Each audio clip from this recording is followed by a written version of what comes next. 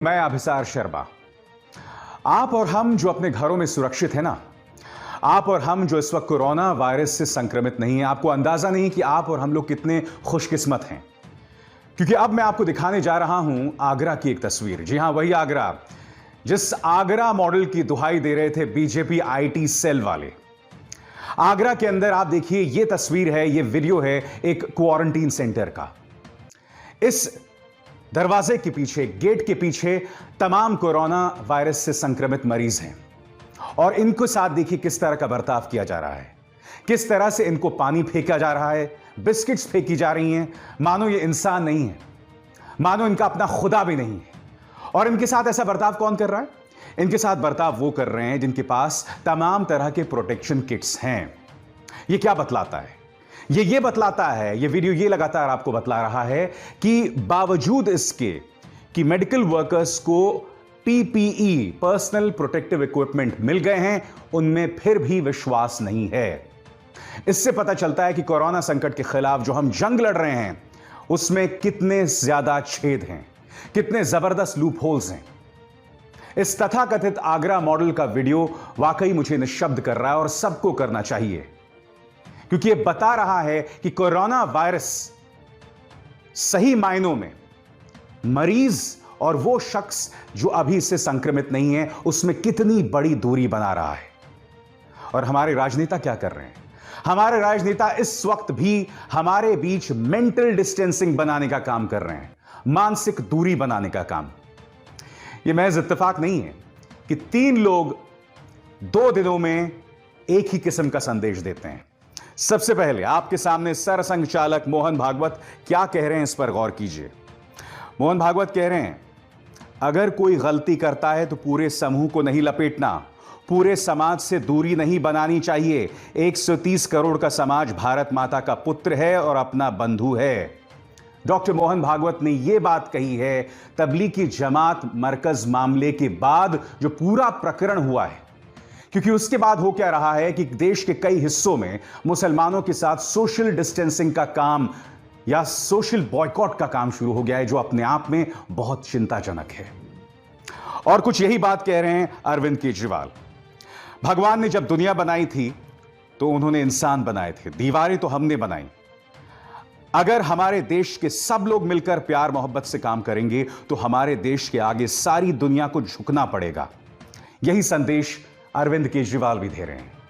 जी हां, अब गौर कीजिए प्रधानमंत्री नरेंद्र मोदी ने अपने मन की बात में क्या कहे। Ramzan this year is taking place while we are in the midst of a battle against कोविड-19। रमजान एक ऐसे दौर में हो रहा है, एक ऐसे वक्त में हो रहा है जब हम कोरोना संकट से मुकाबला कर रहे हैं। प्रधानमंत्री आगे क्या कहते हैं, अगर हम सही वक्त पे सही प्रिकॉशंस उठाएंगे तो आने वाले ईद उल फितर में हम सामान्य तरीके से इसका लुत्फ उठा पाएंगे, ईद मना सकेंगे। जी हां, मैं आपको बताऊंगा कि इस सीख से कोई और नहीं बल्कि भारतीय जनता पार्टी बिल्कुल भी सबक नहीं ले रहे हैं। मगर उससे पहले मैं आपको एक वीडियो दिखाना चाहूंगा। आप जानते हैं इस वीडियो में यह शख्स क्या कर रहा है? यह अपना ब्लड प्लाज्मा डोनेट कर रहा है। और यह कौन है? यह तबलीगी जमात का एक शख्स है। जी हां, वही तबलीगी जमात जिसके चलते देश में कई हिस्सों में कोरोना वायरस का संक्रमण फैला। आज कम से कम 300 तबलीगी जमात से जुड़े लोगों ने अपना ब्लड प्लाज्मा डोनेट किया। और जानते हैं क्यों? क्योंकि हो सकता है आने वाले दिनों में इनका ब्लड प्लाज्मा कोरोना वायरस से लड़ने के काम आए। हम जानते हैं दोस्तों कि तबलीगी जमात से ढेरों गलतियां हुई, क्योंकि जो लोग इस आयोजन में आए थे, खासकर ऐसे देशों से जो लोग आए थे जो कोरोना वायरस से संक्रमित थे, इन्हें उसी वक्त क्वारंटीन कर देना चाहिए था। फरमान जारी हुआ था कि इस तरह की आयोजन ना हो तो तबलीगी जमात या निजामुद्दीन में इस तरह का आयोजन ही होना चाहिए था। मगर आपने भी तो गलती की ना। आपने भी सरकार से यह नहीं पूछा कि आखिर तबलीगी जमात के ये विदेशी डेलीगेट्स हमारे देश में प्रवेश कैसे हुए, क्योंकि हमारी सरकार तो 15 जनवरी से मुस्तैद है ना। 15 जनवरी से हमने किसी भी ऐसे व्यक्ति को देश के अंदर प्रवेश नहीं करने दिया जो कोरोना वायरस से संक्रमित है। चलिए, मैं आपकी इस बात को भी मानने को तैयार हूं कि ये जो तमाम तबलीगी जमात के लोग थे, ये 15 जनवरी से पहले आए। तो फिर आपने क्या कभी खुद से यह सवाल पूछा कि यह आयोजन, इसकी अनुमति गृह मंत्रालय ने क्यों दी, दिल्ली पुलिस ने क्यों दी?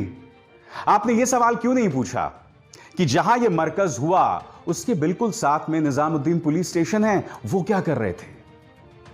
ये तमाम बातें मैं आपसे बार बार कहता रहा हूं, कोई नई बात नहीं है। मगर ये वीडियो फिर देखिए। तबलीगी जमात का ये शख्स अपना ब्लड प्लाज्मा डोनेट कर रहा है। अगर हम इन्हें कसूरवार ठहराते हैं तो उससे कहीं ज्यादा बड़ा कसूरवार उन अथॉरिटीज का है जिन्होंने इस मरकज को होने दिया। मगर अब जबकि गलती हो गई तो हमें भविष्य की ओर देखना है। हमें देखना है कि इस तरह की घटनाएं हम में दोहराव पैदा ना करें और कहीं ना कहीं चाहे अरविंद केजरीवाल हो, चाहे प्रधानमंत्री नरेंद्र मोदी हो जिन्होंने खूबसूरत संदेश दिया रमजान के मौके पर, या मोहन भागवत, अरे कम से कम डॉक्टर मोहन भागवत की तो सुन लो। बताओ ना, सुनोगे या नहीं मोहन भागवत की? क्या आप जानते हैं कि डॉक्टर मोहन भागवत की इस अपील के बावजूद, प्रधानमंत्री की इस अपील के बावजूद, अरविंद केजरीवाल की अपील के बावजूद इसकी अनदेखी कोई और नहीं बल्कि भारतीय जनता पार्टी के नेता कर रहे हैं। आपकी स्क्रीन पर बीजेपी का सबसे हाई प्रोफाइल प्रवक्ता डॉक्टर संबित पात्रा। मुझे लगता है डॉक्टर संबित पात्रा, मैं खैर सोशल डिस्टेंसिंग शब्द का इस्तेमाल नहीं करता हूं, मैं करता हूं फिजिकल डिस्टेंसिंग, यानी कि शारीरिक दूरी बनाए रखने की बात करता हूं। मगर आपको एक तकलीफ है, बीमारी नहीं कहूंगा मैं, आपको एक तकलीफ है मेंटल डिस्टेंसिंग की। आप लोगों में मानसिक दूरी बनाने का काम कर रहे हैं।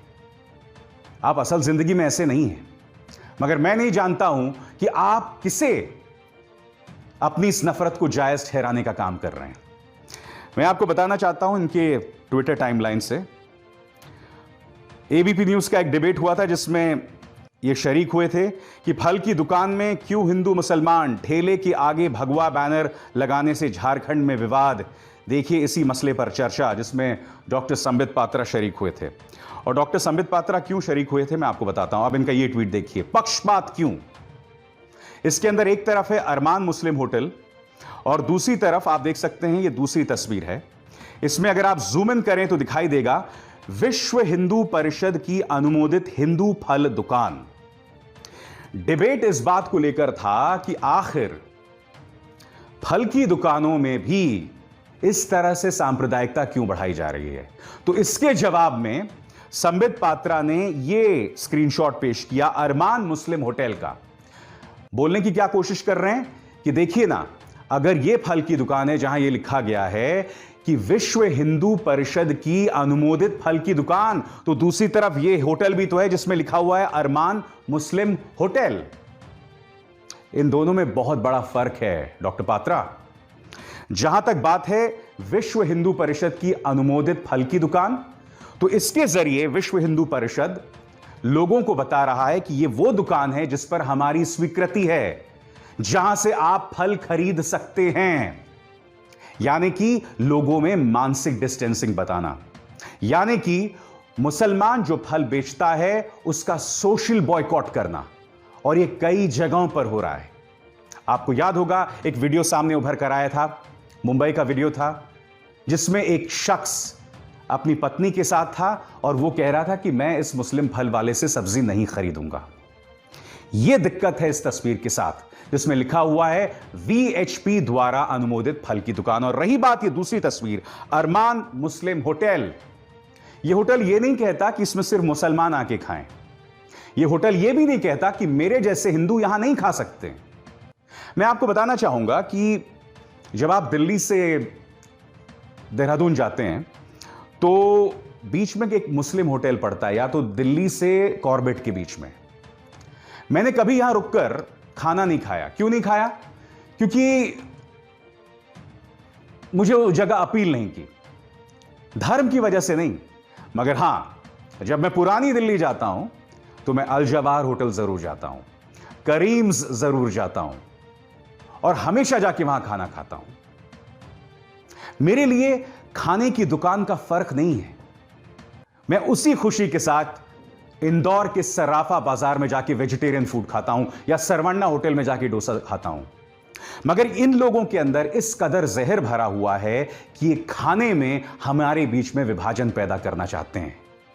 क्या डॉक्टर संबित पात्रा, मोहन भागवत या प्रधानमंत्री नरेंद्र मोदी की बात को अनसुना कर रहे हैं? मैं ये सवाल पूछना चाहता हूं कि क्या प्रधानमंत्री और मोहन भागवत की कथनी और करनी में फर्क है? क्योंकि जब आप सांप्रदायिक सौहार्द का संदेश दे रहे हैं, आपको याद होगा प्रधानमंत्री ने जब खाड़ी के अंदर जबरदस्त बवाल हुआ था तो उसके बाद उन्होंने एक संदेश दिया था कि कोरोना संकट जब हम पर हमला करता है ना, तो हमारा धर्म नहीं देखता, हमारी जाति, हमारा रंग नहीं देखता, और हम इसका मुकाबला एक होकर कर सकते हैं। मगर बावजूद इसके कि डॉक्टर मोहन भागवत यह खूबसूरत संदेश दे रहे हैं, आखिर संबित पात्रा जैसे नेता जो हैं बीजेपी के, क्यों जहर फैला रहे हैं? पालघर के अंदर देखिए, एक ऐसे वक्त में जब हम सब इस संकट का सामना कर रहे हैं, पहले भारतीय जनता पार्टी ने पालघर को एक हिंदू मुस्लिम सियासत बनाने की कोशिश की। वहां पर एक काल्पनिक शोएब का प्रवेश करवाया जो कि नहीं था, वो थ्योरी धराशायी हो गई। उसके बाद कहा कि नहीं साहब, इसके पीछे वामपंथियों का हाथ है, वो थ्योरी भी धराशायी हो गई। अब संबित पात्रा का ये ट्वीट देखिए, इसके अंदर अब वो एक ईसाई धर्मगुरु का प्रवेश करवाने की कोशिश कर रहे हैं। मैं ये समझ नहीं पा रहा हूं कि देश में अराजकता फैलाने की, देश को बर्बाद करने की आप लोगों ने क्यों कसम खा ली है भाई? क्या मैं गलत कह रहा हूं? आखिर क्या वजह है कि आप इस तरह से समाज के अंदर जहर घोल रहे हैं? इन तमाम मुद्दों पर हमारा ध्यान जाना चाहिए, उन मुद्दों की तरफ नहीं जिसका ध्यान संबित पात्रा सरी के प्रवक्ता आपकी तरफ खींचने का प्रयास कर रहे हैं। खैर, से अपील कि इस कार्यक्रम को ज्यादा से ज्यादा लोगों तक पहुंचाएं, इसे लाइक करें, शेयर करें, कि हमारे चैनल को सब्सक्राइब के साथ साथ उस बेल आइकन को भी जरूर दबाएं। अभिसार शर्मा को दीजिए इजाजत। नमस्कार।